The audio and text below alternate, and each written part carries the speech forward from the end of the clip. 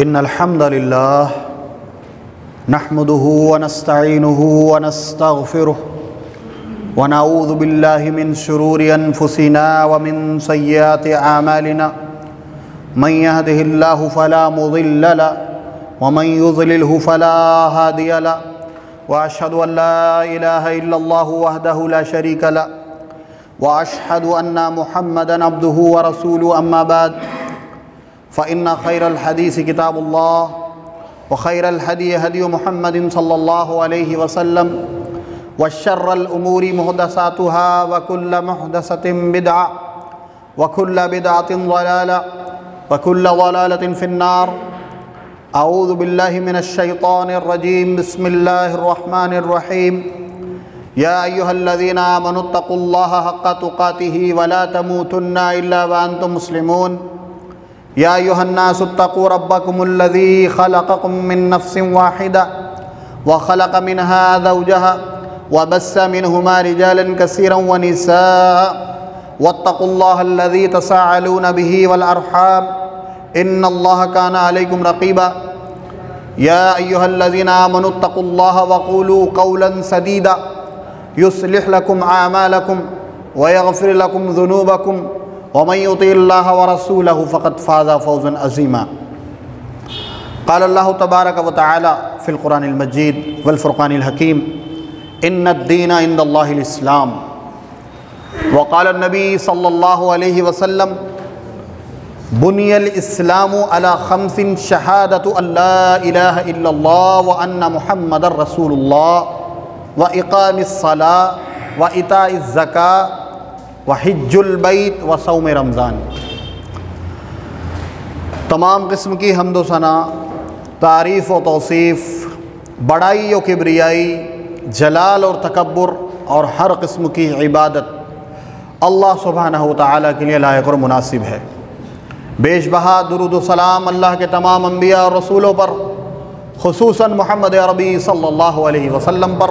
اللہم صلی علی محمد وعلی آل محمد کما صلیت علی ابراہیم وعلی آل ابراہیم انک حمید مجید. اللہم بارک علی محمد وعلی آل محمد کما بارکت علی ابراہیم وعلی آل ابراہیم انک حمید مجید. حاضرین جمعہ، الحمدللہ اللہ سبحانہ و تعالی کی توفیق سے اللہ رب العالمین نے ہمیں ایک بار پھر اپنی زندگی کے اندر اپنے گھر میں جمعے کی نماز خطبے کے ساتھ سننے اور پڑھنے کی توفیق عطا فرمائی. اللہ رب العالمین اس طرح کی توفیق ہمیں بار بار عطا فرمائے اور ہمارے ان چھوٹے چھوٹے اعمالوں کو قبول فرمائے اور مزید اس میں اضافہ پیدا فرمائے. سامعین اکرام، اللہ رب العالمین کے خزانے میں سب سے قیمتی نعمت جو ہے وہ اللہ رب العالمین کا دین ہی ہے. اللہ رب العالمین کے خزانے میں اس سے بڑی کوئی اور دولت نہیں ہے. دین اللہ رب العالمین کے خزانے کی سب سے بڑی نعمت اور دولت ہے. اور اللہ رب العالمین تمام بندوں کو، تمام اس کے جو بندے ہیں ان کو اس دین کے ذریعے سے کامیاب کرنا چاہتا ہے. اللہ رب العالمین اس دین کے ذریعے سے انہیں زندگی گزارنے کا طریقہ بتانا چاہتا ہے اور صحیح غلط کی تمیز بھی اللہ رب العالمین اسی دین کے ذریعے سے کرنا چاہتا ہے بندوں کی. اب آپ دیکھیں کہ یہ کتنی بڑی نعمت ہے. یہ اتنی بڑی نعمت ہے میرے بھائی کہ اگر کوئی شخص اس دنیا سے بنا اس دین کے چلا جائے تو اس کے بارے میں کوئی شک ہے کہ اس کا ٹھکانہ کیا ہوگا؟ دنیا میں دین اسلام کو پڑھے بنا، سمجھے بنا، مانے بنا چلا جائے، کیا تصور کریں گے اس کے بارے میں آپ کہ کیا وہ کامیاب ہو سکتا ہے؟ کیا ہمیشہ کی جہنم اس کو نہیں ملے گی؟ یقیناً ملے گی. اور اس دین کی اہمیت اس طرح سے بھی آپ دیکھ سکتے ہیں کہ اگر کوئی شخص اس دین کے اوپر عمل کر کے، اس کو پڑھ کے اپنی زندگی میں لا کر اس کے مطابق زندگی بنا کر اللہ رب العالمین کے پاس لے جائے تو یقیناً اس دین ہی کی بیس پر اللہ رب العالمین اس سے راضی بھی ہوگا، اس سے خوش بھی ہوگا، اور اللہ رب العالمین اس کو جنت الفردوس جو اللہ کا مہمان خانہ ہے بندوں کے لیے، اس میں جگہ عطا فرمائے گا۔ اسی لیے یہ آواز لگائی جا رہی ہے، لوگوں کو اس دین کی طرف بلایا جا رہا ہے، جو اپنے ہیں یعنی جو مسلمان ہیں ان کو بھی دین کی طرف بلایا جا رہا ہے، دین کی اہمیت کو ان کے سامنے واضح کیا جا رہا ہے، اور جو اپنے نہیں ہیں یعنی کہ جو مسلمان نہیں ہیں، جو نان مسلم ہیں، چاہے وہ کسی بھی دین اور مذہب سے تعلق رکھتے ہوں، ان کو بھی اسلام کی طرف اسی لیے بلایا جا رہا ہے کہ وہ اس دنیا میں بھی چین، راحت، سکون، عافیت سے رہیں، اور آخرت میں بھی اللہ رب العالمین کے مہمان خانے کے اندر ان کے ساتھ میں داخل ہوں جو اس دین کے ماننے والے ہیں۔ اور کوئی مقصد نہیں ہے اسلام کا۔ اسلام کا مقصد بڑا سیدھا اور سادہ ہے دنیا کے اندر، اور دیگر مذاہبوں کے مقصد کچھ اور ہیں۔ کوئی چاہتا ہے مذہب کہ ہم اپنی اکثریت بڑھائیں، چاہے اس کے لیے ہمیں اپنی عورتیں دوسروں کے سامنے پیش کرنا پڑیں، چاہے ہمیں اپنا پورا کا پورا مال لگانا پڑے، لیکن کیا ہے، ہمیں اپنی اکثریت بڑھانا ہے، ہمیں اپنی طاقت بڑھانا ہے، ہمیں اپنے ملک بڑھانا ہے۔ لیکن یہ اسلام کا مقصد نہیں ہے۔ اسلام کا مقصد تو بڑا سیدھا اور سادہ ہے کہ تمام انسان اسلام کو مانے، اس دین کو مانے، دنیا میں بھی کامیاب ہو جائیں اور آخرت میں بھی کامیاب ہو جائیں۔ یہ مقصد ہے اسلام کا، اور یہ ایسا مقصد ہے کہ یہ مقصد انسانوں کے سمجھ میں نہیں آ رہا، اور میں یہ کہوں تو غلط نہیں ہوگا، مسلمانوں کی بھی سمجھ میں نہیں آ رہا۔ آپ دیکھ لیں، جتنی ناقدری مسلمانوں کی نظر میں، ناقدری والی چیز اگر کوئی ہے اس دنیا کے اندر مسلمانوں ہی کی نظر میں، تو وہ اللہ کا دین ہے۔ اس سے زیادہ ناقدری والی چیز آپ کو ان کی نظر میں کوئی نہیں ملے گی۔ آپ اٹھا کر کے دیکھ لیں مسلمانوں کی زندگیوں کو، مسلمانوں کے معاشرے کو، مسلمانوں کے ماحول کو، جتنی ناقدری اللہ رب العالمین کے اس دین اسلام کی ملے گی اور کسی چیز کی نہیں ملے گی۔ وہ میں آپ کو مثالیں دے کر کے ابھی بتاؤں گا، لیکن ہمیں یہ سمجھنا ضروری ہے کہ دین لغوی اعتبار سے کیا ہے اور اصطلاحی اعتبار سے کیا ہے۔ جب ہم اس کو ڈکشنری میں چیک کرتے ہیں، لغت میں دیکھتے ہیں، تو دین کا معنی ہمیں ملتا ہے اطاعت، جزا، بدلہ۔ یہ دو معنی، اور اس کے علاوہ بھی معنی پائے جاتے ہیں دین کے، لیکن اہم معنی یہی ہیں، اطاعت اور اطاعت یعنی فرما برداری، اور دوسری چیز جزا یعنی کہ بدلہ۔ یہ دین کے معنوں میں سے ہے، اور دین کی جو اصطلاحی تعریف ہے وہ صحیح بخاری کے ایک ٹکڑے سے میں آپ کے سامنے رکھ دیتا ہوں۔ صحیح بخاری کا ایک ٹکڑا ہے، الدین الجزاء فی الخیر والشر۔ فرمایا اللہ کے نبی صلی اللہ علیہ وسلم نے اس دین کی تعریف کرتے ہوئے کہ دین بدلہ ہے خیر کا یا شر کا۔ اب آپ یہ سمجھیں کہ لغوی اعتبار سے اطاعت اور جزا یعنی بدلہ، اصطلاحی اعتبار سے بھی بدلہ، اچھائی یا برائی۔ یہاں یہ غور کرنے کی بات ہے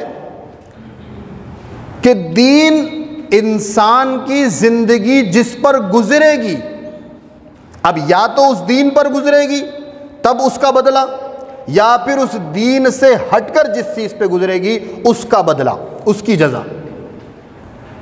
ایک ہے اسلام جو ہمارے سامنے واضح ہے۔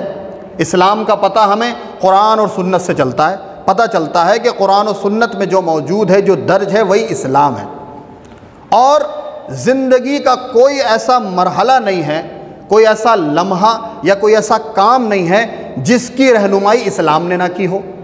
میں چیلنج کے ساتھ یہ بات کہہ سکتا ہوں ایک ادنا سا طالب علم ہونے کی حیثیت سے کہ دیگر اور مذاہب بہت سارے مسائل میں جا کر خاموش ہو جاتے ہیں کہ ہمیں نہیں پتا اب کیا کرنا ہے۔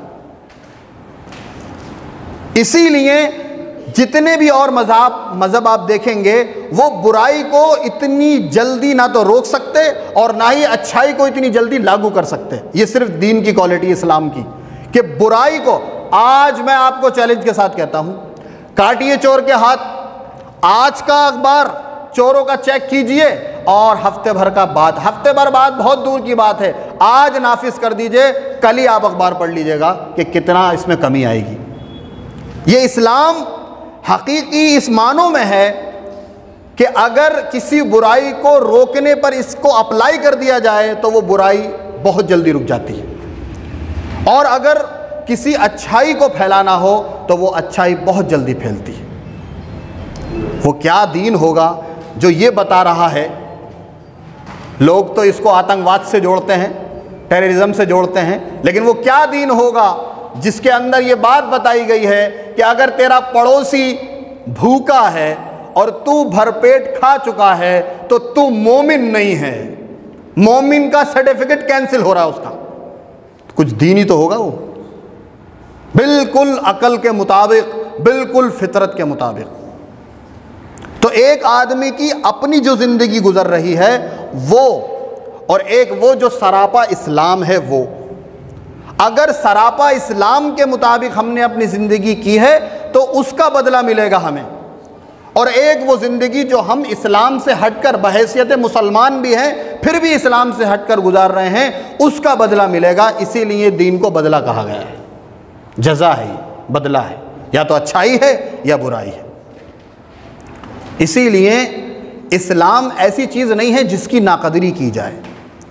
اللہ کا خزانہ سب سے وسیع الخزانہ، سب سے قیمتی خزانہ، اس خزانے میں سب سے قیمتی دولت ہے اسلام، اور اس کے بارے میں اپنے مسائل کو ہم ویٹنگ میں بھی نہ رکھیں، نماز میں پرسوں سے پڑھوں گا، زکوٰۃ میں اس سے اگلے سال دوں گا، حج جب بوڑھا ہو جاؤں گا تب کروں گا۔ یہ کیا ہوتا ہے؟ اسلام کے اعمال کو ناقدری کے ساتھ ویٹنگ میں رکھنا کہ بعد میں کریں گے۔ عقیقہ بچوں کا اب تو ٹائم نکل گیا، بعد میں ہوگا، کوئی مسئلہ نہیں۔ یہ ساری وہ مثالیں ہیں جس سے یہ بات ثابت ہوتی ہے کہ مسلمان کی نظر میں اتنی ناقدری والی کوئی اور دوسری چیز نہیں ہے۔ ناقدری ہے اسلام کی، اسلام کہہ رہا ہے آپ اس راستے کو اختیار کریں، اس راستے پہ چلیں، لیکن میں اور میرا نفس کہتا ہے کہ نہیں، اس راستے پہ نہیں جانا، اس راستے کو اختیار نہیں کرنا، بلکہ یہ راستہ اختیار کرنا ہے۔ اسلام کو سمجھنے کی ضرورت ہے۔ اللہ رب العالمین نے قرآن مقدس کے اندر فرمایا، سورہ توبہ آیت نمبر 33 کے اندر اللہ فرماتا ہے هُوَ الَّذِي أَرْسَلَ رَسُولَهُ بِالْهُدَى وَالدِّينِ الْحَقِّ لِيُظْهِرَهُ عَلَى الدِّينِ كُلِّهِ وَلَوْ كَرِهَ الْمُشْرِكُونَ۔ اس ایک آیت سے آپ اسلام کو سمجھیں ذرا۔ اللہ رب العالمین نے کہا وہ ذات ہے جس نے بھیجا اپنے رسول کو، اور یقیناً وہی ذات ہے جو رسولوں کو بھیجنے والی ہے۔ وہ ذات اللہ رب العالمین کی ہے جو رسول کو بھیجتی ہے یا رسولوں کو بھیجتی ہے۔ آپ صلی اللہ علیہ وسلم کو سب سے آخر میں بھیجا، آپ سے پہلے بھی نہ جانے کتنے رسولوں کو اور نبیوں کو اللہ رب العالمین نے اس دنیا کے اندر بھیجا، بالہدا، ہدایت دے کر کے، دل کو صحیح کر کے، دماغ کو صحیح کر کے اپنے نبی کے اللہ رب العالمین نے دنیا میں بھیجا، اور فرمایا دین الحق، دین حق دے کر کے بھیجا، حق قانون، حق شریعت، حق دین دے کر کے اللہ رب العالمین نے بھیجا، لیظہرہ علی الدین کلہ۔ اور یہ اسلام اس لیے آیا ہے کہ یہ تمام ادیان پر یہ رسول، یہ نبی اس کو غالب کر دے۔ آج آپ دیکھ لیں جتنا مسلمان ذلیل، مسلمان مذہب، مسلمان دین ذلیل مسلمانوں کی سی وجہ سے ہوتا ہے، اتنا دوسرے اس کو ذلیل نہیں کرتے۔ ہوتا ہے یا نہیں ہوتا ایسا؟ میں کوئی ایسی بات کہہ رہا ہوں جو نہیں ہو؟ جتنا مسلمان کی وجہ سے اسلام ذلیل ہوتا ہے، اسلام بے عزت کیا جاتا ہے، اسلام کے اوپر تانے مارے جاتے ہیں، اتنا کہ غیروں کی وجہ سے نہیں ہوتا۔ تو اللہ نے اپنے نبی کو اس لیے بھیجا تاکہ اسلام کو تمام ادیان پر، تمام مذاہب پر غالب کر دے، لیظہرہ علی الدین کلہ ولو کرہ المشرکون، اگر کہ مشرکین کو برا ہی کیوں نہ لگے۔ یقیناً اس سے یہ بات بھی پتہ چلی کہ جب اس اسلام کو غالب کرنے کی فکر کی جائے گی، اس کو پھیلانے کی فکر کی جائے گی اور اس پر عمل کرنے کی فکر کی جائے گی تو مشرکین کو برا لگے گا، مشرکین کو برا لگے گا لیکن ان کی پرواہ نہیں کرنا. ان کی پرواہ اللہ نے اپنے نبیوں سے بھی کرنے کو منع کیا ہے. عام دائی حضرات بھی ان میں سے کسی کی پرواہ نہ کریں. اس اسلام کو تمام ادیان پر غالب کر دینا ہے. کیسے غالب کریں گے؟ ایک مجلس ہے جس کے اندر اسٹینڈنگ کھانا چلتا ہے، جہالت پر مبنی وہ مجلس ہوتی ہے، وہاں کھڑے ہو کے کھانے کا رواج ہے. اب ایک مسلمان وہاں جاتا ہے، ایک مسلمان اس مجلس میں جاتا ہے، وہاں سے بچا نہ کریں، جایا کریں. اور جانے کے بعد اپنا ایک کپڑا بچھاتا ہے اور چھوٹا سا ایک دسترخوان بچھاتا ہے اور سب کو دکھاتا بھی ہے، اور اپنے رسول صلی اللہ علیہ وسلم کے طریقے پر وہاں کھانا کھا کر کے آتا ہے. تو کیا ہوا؟ تمام چیزوں پر اس نے اپنے دین کو غالب کیا. یہ ہوتا ہے غالب کرنا.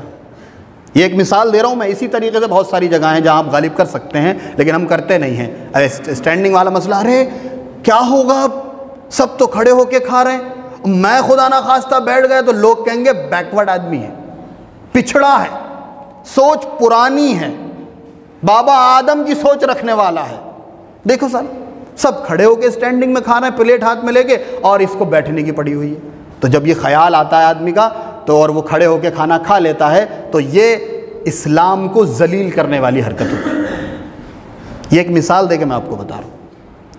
اور قرآن مقدس کہہ رہا ہے کہ آپ کو اسلام کو تمام ادیان کے اوپر غالب کرنا ہے. یہ ہے دین ہمارا، جو غالب ہونے کے لیے آیا ہے، مغلوب ہونے کے لیے نہیں آیا. جب آپ اسلام کو غالب کرنے کی فکر کریں گے، اللہ پاک تمام دنیا پر آپ کو غالب کرے گا. جن لوگوں نے اسلام کو غالب کرنے کی فکر کی، اسلام کے مطابق زندگی گزاری، اللہ نے ان کو ایسا غالب کیا ہے کہ قیامت تک لوگ ان کو مثال بنائیں گے. بنائیں گے یا نہیں بنائیں گے؟ قرآن نے ان کی تعریف کی ہے. یہ اللہ رب العالمین کا معاملہ ہے. اچھا، یہ جو دین اسلام ہے یہ اس لیے بھی زبردست دین ہے کہ اس میں کوئی چیز بڑھائی نہیں جا سکتی. جو چیز ہے وہ سب اللہ کی طرف سے ہے. جو اچھی چیزیں تھیں، انسانوں کے فائدے کی چیزیں تھیں، سب اس کے اندر موجود ہیں. اور جو انسانوں کے نقصان کی چیزیں تھیں وہ بھی اس نے بتائی ہیں. تو نہ اس میں کوئی چیز بڑھائی جائے گی، نہ اس اسلام میں کوئی چیز گھٹائی جائے گی. اللہ نے سورہ مائدہ کے اندر اس کی وضاحت فرمائی، الیوم اکملت لکم دینکم واتممت علیکم نعمتی ورضیت لکم الاسلام دینا. اللہ رب العالمین نے اس دین کو کامل اور اکمل بنایا ہے. اور اللہ رب العالمین نے اس نعمت کو، دیکھیے نعمت کا ذکر آیا، اللہ نے اس نعمت کو پورا کر دیا ہے انسانوں کے اوپر. آدھی ادھوری نعمت نہیں ہے یہ مکمل نعمت ہے. یہ اس بات کی دلیل ہے کہ دین مکمل ہے، کامل ہے، اکمل ہے اور اللہ کی نعمت ہے. اور اللہ رب العالمین نے آگے اسی آیت میں فرمایا کہ ہم راضی ہیں اسی دین سے. تو جو دین کو مانے، دین پر چلے، دین کے مطابق اپنی زندگی گزارے، جب اللہ اپنے دین سے محبت کرتا ہے اور راضی ہے تو اس دین والے سے بھی محبت کرے گا اور اس سے راضی ہوگا، اور اس کے لیے دنیا میں راستے بنائے گا، غائبانہ روزی عطا فرمائے گا، اور اس کے دل کو فراخ دل بنا دے گا، ٹینشنوں سے دور رہے گا، الجھنوں سے دور رہے گا. اور اگر ٹینشنیں الجھنیں آتی بھی ہیں دیندار کے اوپر تو دین نے اس کا بھی طریقہ بتایا. بہرحال کیسے بھی کر کے دیندار آدمی اس دین کی وجہ سے اس دنیا کی تمام الجھنوں سے بچ جائے گا اور آخرت کے تمام عذابات سے بچ جائے گا اور ہمیشہ کی جنت میں داخل ہو جائے گا. یہ ہے دین. اور اللہ رب العالمین نے یہ بھی بتایا کہ یہ عیسائیت اللہ کی نظر میں کوئی معنی نہیں رکھتی. یہ یہودیت، یہ مجوسیت، یہ ہندوازم، یہ بدھازم، یہ سکھزم اللہ رب العالمین کی نظر میں کوئی بھی معنی نہیں رکھتا، کیونکہ یہ دین خود گڑے ہوئے ہیں.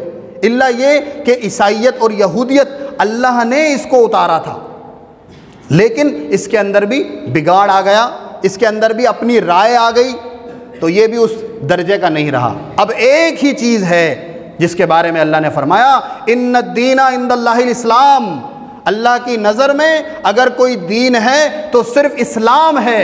ارے کوئی نہ سمجھے، کم سے کم اس بات کو مسلمان سمجھ لے کہ اللہ کی نظر میں اگر کوئی دین ہے تو وہ اسلام ہے۔ بہت سارے لوگ، کہیں سے فون آیا کسی نان مسلم کا، اس نے کہا نمسکار، نمستے، تو یہ فوراً جواب میں کہہ دیتا ہے نمسکار، نمستے۔ کبھی معنوں پہ بھی غور کر لیا کریں، کبھی معنوں پہ بھی غور کر لیا کریں۔ اللہ کے بندو یہ کیا کہہ رہے ہو آپ توحید پرست ہو، ایک اللہ کے ماننے والے ہو، لیکن دین کو ہمیں ذلیل بنانا تھا، دین کو نیچا دکھانا تھا اور اس کو راضی کرنا تھا۔ کیا اللہ کے نبی صلی اللہ علیہ وسلم کے زمانے میں، صحابہ کے زمانے میں نان مسلم اللہ کے نبی سے بات نہیں کرتے تھے آ کے؟ اس کا طریقہ کیا تھا؟ کیا ان کے معاملات کی طرح ہمیں معاملات کرنا تھا؟ نہ، اسلام نے ہمیں سکھایا ہے۔ اگر کوئی نان مسلم سلام میں پہل کرے، وہ کہے السلام علیکم، تو آپ وعلیکم کہہ سکتے ہیں، یہ ہمیں اسلام اجازت دیتا ہے۔ لیکن اگر وہ کہے نمسکار، کیا ہوتا ہے اس کا معنی؟ میں اپنے شیش کو، یعنی اپنے سر کو آپ کے چرنوں میں سمرپت کرتا ہوں، جھکاتا ہوں۔ سمجھنے کی ضرورت ہے، ہمیں سمجھنے کی ضرورت ہے۔ اللہ رب العالمین کی نظر میں خالص اسلام دین ہے اور کوئی چیز دین نہیں ہے۔ آپ کو دعوت پہنچانا ہے، لوگوں کو سمجھانا اور بتانا ہے، یہ ان کے مذہب کے خلاف ہے، ان کے بھی مذہب کے خلاف ہے، کیونکہ ان کا مذہب بھی یہ تعلیم دیتا ہے، ان کے وید بھی یہ تعلیم دیتے ہیں کہ ایک ایشور کی آرادھنا اور عبادت کرو، ایک ہی ایشور پوجیہ ہے، دوسرا کوئی نہیں ہے، نہیں ہے، ذرا بھی نہیں ہے۔ یہ ان کے مذہب کی بات ہے۔ تو نہ تو ہم اپنے مذہب کو لوگوں کے سامنے پیش کر رہے ہیں صحیح طریقے سے، اور نہ ہی ان کے مذہب کے بارے میں ہمیں کچھ پتہ ہے۔ بس جیسا دیش ویسا بھیش، وہ والا معاملہ ہمارا چل رہا ہے۔ اسلام کی اہمیت کو سمجھیے۔ اللہ نے فرمایا آل عمران کے اندر ہی وَمَن يَبْتَغِي غَيْرَ الْإِسْلَامِ دِينًا فَلَن يُقْبَلَ مِنْهُ۔ اللہ رب العالمین ہرگز اسلام کے علاوہ کسی اور چیز کو قبول نہیں فرمائے گا۔ اللہ رب العالمین صرف اسلام کو قبول فرمائے گا، اسلام کے علاوہ کسی چیز کو قبول نہیں فرمائے گا۔ اب جس کی زندگی اسلام کے اکارڈنگ ہے، اللہ اس کو قبول فرمائے گا، لیکن اسلام کے علاوہ بھی تو بہت سارے کام ہم کر رہے ہیں۔ اسلام نے مکمل شادی کا طریقہ بتا رکھا ہے۔ دیکھیں ذرا مسلمانوں کی شادی، وہاں اسلام نام کی چیز نظر نہیں آئے گی آپ کو؟ آئے گی نظر؟ سوائے ایک نکاح کے جو خطبہ ہوتا ہے یا ایجاب و قبول ہوتا ہے یا مہروں کا جو معاملہ ہو رہا ہے، بس وہاں تھوڑا بہت، باقی پورے نکاح کے اندر آپ کو اسلام لپٹا ہوا کسی کال کوٹری میں پڑا ہوا نظر آئے گا۔ مسلمانوں کی شادی کی بات کر رہا ہوں۔ تو یہ ہوتا ہے دین کو ذلیل کرنا، اور جب مسلمان خود دین کو ذلیل کر دے گا تو کوئی کتنا ہی کرے، پھر کیا فرق پڑتا ہے؟ بھائی ہماری چیز ہے، اللہ نے ہمیں یہ نعمت عطا فرمائی ہے، ہم ہی اس کی قدر نہ کریں، ہم ہی اس کی وقت اور ویلیو کو نہ سمجھیں، اور کوئی دوسرا اگر کچھ کر رہا ہے تو کون سی اس میں بڑی بات ہو گئی؟ پھر ہم خود ہی اس کے ناقدرے ہیں، ہم خود ہی اس کی ناقدری کرتے ہیں۔ اپنی حالتوں کی ہمیں اور آپ کو اصلاح کرنے کی ضرورت ہے۔ اور ایک روایت میں آپ کے سامنے رکھ دیتا ہوں جس میں چند ایسی چیزیں ہیں جو ہمارے لیے بڑی ضروری ہیں، اور یہ اسلام کو ماننے میں ہمارے لیے بڑی آسانیاں پیدا کر سکتی۔ آئیے اسلام کی طرف کو، آئیے اسلام کو پھیلانے کی فکر کی طرف اپنی زندگی میں اسلام کو مکمل اتاریں، کیونکہ اللہ نے قرآن مقدس کے اندر پرسنٹیج طے نہیں کیا کہ آپ 20% مان لو اسلام کو، 40% مان لو، آپ 60% مان لو، یا 90 یا 99% مان لو۔ اللہ رب العالمین نے فرمایا یا ایھا الذین آمنوا ادخلوا فی السلم کافہ ولا تتبعوا خطوات الشیطان انہ لکم عدو مبین۔ اللہ نے فرمایا اے وہ لوگوں جو ایمان لائے ہو۔ یہاں اللہ رب العالمین یہ بھی کہہ سکتا تھا کہ اے دنیا کے لوگوں، جس میں ایمان کا کوئی ذکر نہ ہوتا، اے دنیا کے لوگوں اسلام میں داخل ہو جاؤ پورے کے پورے، لیکن اللہ نے یہ نہیں کہا۔ اللہ نے کہا اے وہ لوگوں جو ایمان لائے ہو، پورے کے پورے اسلام میں داخل ہو جاؤ۔ ایمان بھی لاؤ ہو اور پھر اسلام میں داخل ہو۔ بات سمجھ میں نہیں آ رہی؟ مطلب یہ ہے کہ تم ایمان تو لے آئے ہو، لیکن وہی والا معاملہ ہے 10% 20% کہ میں یہ کر تو رہا ہوں، میں یہ کر تو رہا ہوں، اور میں یہ نہیں کر رہا تو کون سی بات ہے؟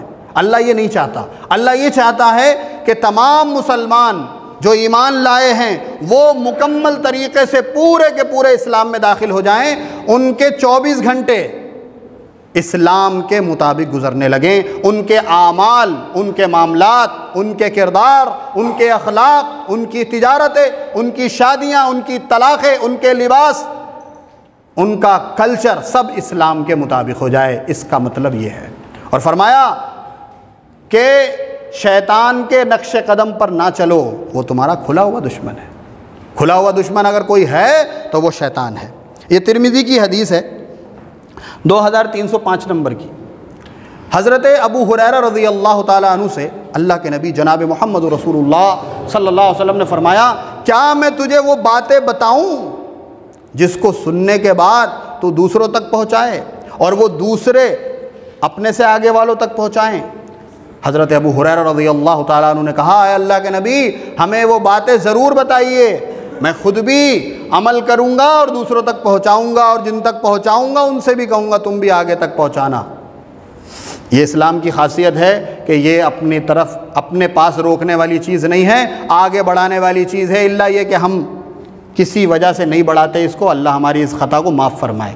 اچھی بات ہے اسلام کی تمام آگے تک پہنچائیے۔ فَأَخَذَ بِيَدِي فَعَدَّ خَمْسًا، اللہ کے نبی صلی اللہ علیہ وسلم نے وہ 5 باتیں گن کر کے بتائیں حضرت ابو ہریرہ رضی اللہ تعالیٰ عنہ کو۔ وقالا، اور فرمایا، پہلی بات اس میں سے یہ تھی، اتق المحارم تکن عبد الناس۔ یہ تمام لوگ بڑے دھیان سے سنیں، بڑے غور سے سنیں، پوری توجہ دے دیں آپ اس جملے کے اوپر۔ یہ جملہ کس کا؟ محمد رسول اللہ صلی اللہ علیہ وسلم کا۔ فرمایا تمام حرام کردہ چیزوں سے بچ جاؤ۔ یا ابو ہریرہ سے بات چل رہی ہے تو کہا ہے ابو ہریرہ تمام حرام کردہ چیزوں سے بچ جاؤ، لوگوں میں سب سے بڑے عابد ہو جاؤ گے۔ عابد اس کو کہتے ہیں جو بڑی کثرت کے ساتھ عبادت کرتا ہے، اور عبادت میں بڑا خوش مزاج ہوتا ہے، بہت زیادہ کثرت کے ساتھ عبادت کرنے والا ہوتا ہے، اس کو عابد کہتے ہیں۔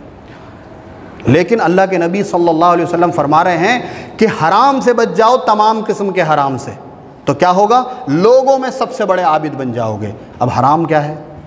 ہم سب جانتے ہیں کہ حرام کیا ہے، ہم سب جانتے ہیں حرام سے بچا کیسے جاتا ہے، تو حرام سے ہمیں بچنا ہے۔ اللہ کے نبی نے فرمایا کہ تم سب سے بڑے عابد بن جاؤ گے۔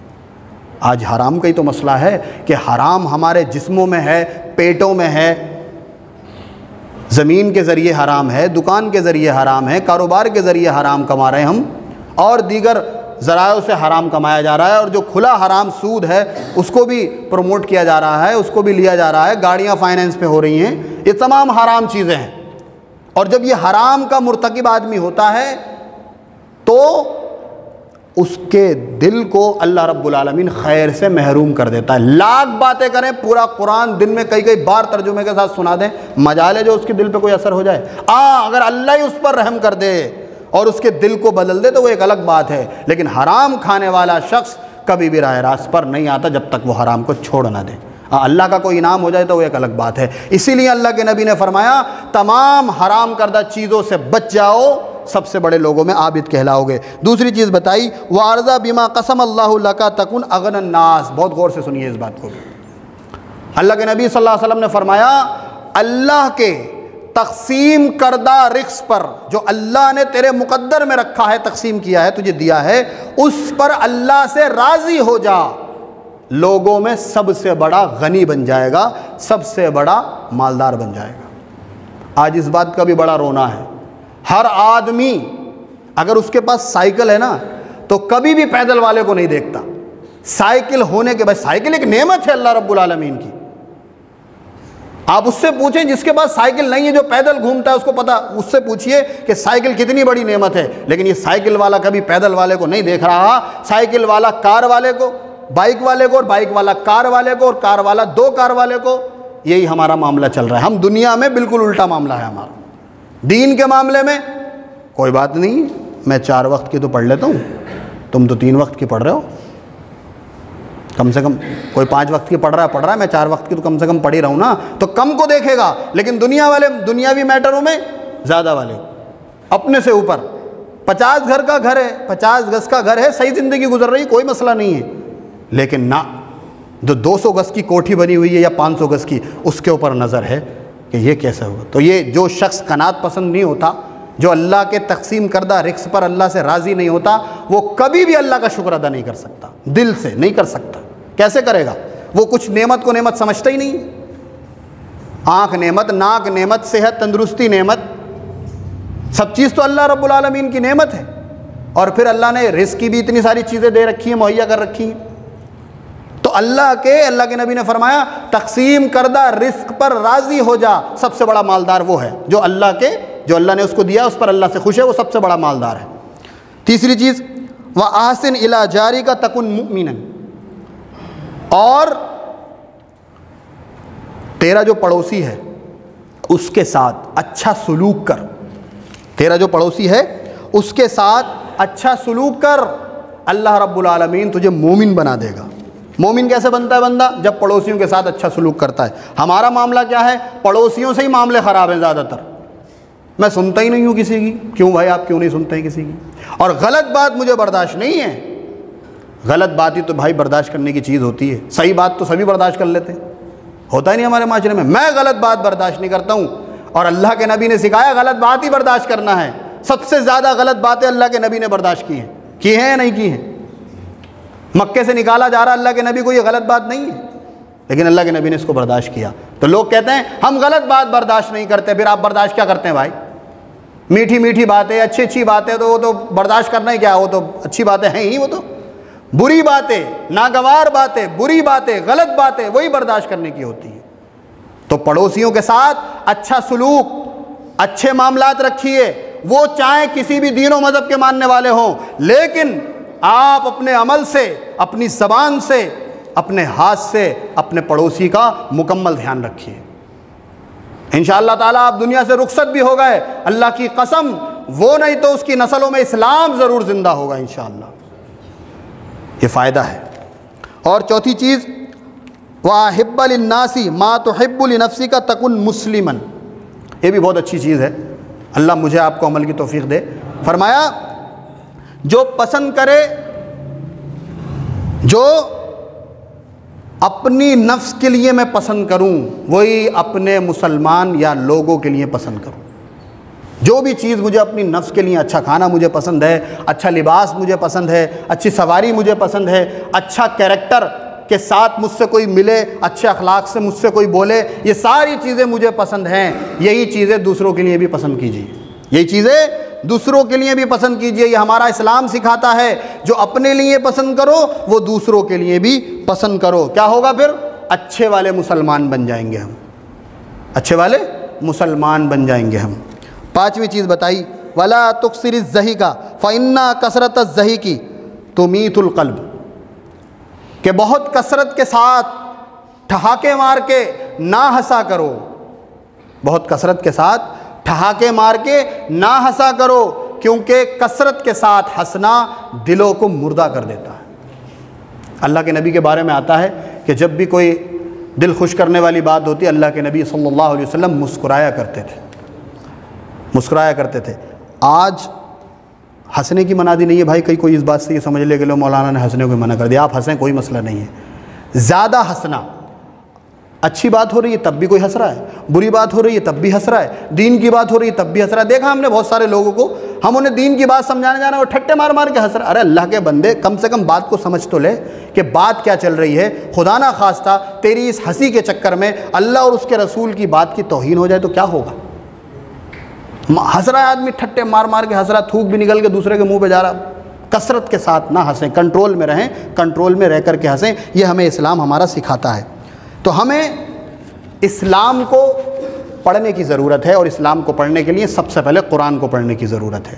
ہم میں سے جتنے بھی لوگ ہیں اور جن کی یہ بات سمجھ میں آ گئی ہے کہ اسلام حق ہے، اور اسلام کا حق ہونا قرآن سے ہی پتہ چلے گا، اسلام کا حق ہونا قرآن سے ہی پتہ چلے گا، قرآن کا حق ہونا قرآن سے پتہ چلے گا، تو میں سب سے گزارش کروں گا کہ قرآن احسن البیان، یہ تفسیر بڑی آسان اور جامع ہے، مختصر، جامع، آسان۔ اس کو آپ لے لیں اور اس کو ترجمے کے ساتھ کم سے کم میں آپ سے درخواست اور گزارش کر رہا ہوں ایک رکوع ضرور پڑھیں۔ جب آپ اپنی آنکھ سے پڑھیں گے نا، آنکھ سے پڑھیں گے، دماغ سے سوچیں گے، قرآن کو کھولیں گے، ثواب بھی آپ کو ملے گا اور حقانیت ملے گی اور ایک نئی چیز ملے گی آپ کو۔ قرآن میں آپ کو نئی چیز ملے گی، روزانہ ایک رکوع، روزانہ کم سے کم ایک نئی چیز تو ضرور ملے گی، اس کے علاوہ مل جائیں وہ اللہ کا فضل و کرم۔ اس کے بعد آپ کیا کریں گے؟ اس کے بعد آپ کو یہ کرنا ہے کہ اپنی نمازوں کے اوپر غور و فکر کرنا ہے۔ دنیا کا ہر کام سیکھنے سے آتا ہے، اسلام کا معاملہ بغیر سیکھے آ جاتا ہے۔ دنیا کا کوئی بھی کام ہو بنا سیکھے نہیں آئے گا، اس کا کاریگر نہیں بنے گا آدمی، لیکن اسلام کا کام، یہ جو ہم نماز پڑھتے ہیں، یہ کس سے سیکھی ہم نے؟ پھر آ کیسے گئی ہے؟ اگر کسی سے سیکھی نہیں تو آ کیسے گئی؟ تو نماز کی کوئی کتاب لے لیں، اس میں نماز کے اندر جو پڑھا جاتا ہے، جو حیت ہے نماز کی، جو ٹائمنگ ہے، جو رتبہ ہے، جو مقام ہے، وہ ساری چیزیں پڑھیے آپ۔ اس کے بعد کوئی حدیث لے لیں، حدیث کی کوئی بھی کتاب لے لیں، اس کا مطالعہ کریں۔ ایک دو حدیثیں اگر آپ روز کی بھی پڑھیں گے تو سال میں 356 اسلامی اعتبار سے دن ہوتے ہیں، 57 دن ہوتے ہیں 300۔ اگر ایک حدیث روز کی پڑھی تو 300 سے زائد حدیث پڑھنے والے آپ بن جائیں گے۔ کتنا اسلام آئے گا، کتنا دین آئے گا۔ اور جب آدمی پڑھتا ہے، سمجھتا ہے، تو نہیں روک پائے گا اپنے اندر، پہنچائے گا دوسرے تک ضرور۔ یہی اسلام کی خاصیت ہے، یہ اسلام کی خاصیت ہے۔ اللہ سبحانہ و تعالیٰ سے دعا کرتا ہوں اللہ رب العالمین اس اسلام کو سب سے پہلے مجھے سمجھنے کی توفیق عطا فرمائے، اس کے بعد ہم تمام مسلمانوں کو اسلام کو سمجھنے کی توفیق عطا فرمائے، ہماری جو خواتین ہیں ان کو بھی سمجھنے کی توفیق عطا فرمائے، اور ان کو اپنی گود میں پلنے والے بچے ہیں یا اللہ دے گا آگے تو ان کو بھی اسلام سمجھانے کی اور سکھانے کی توفیق عطا فرمائے۔ آمین۔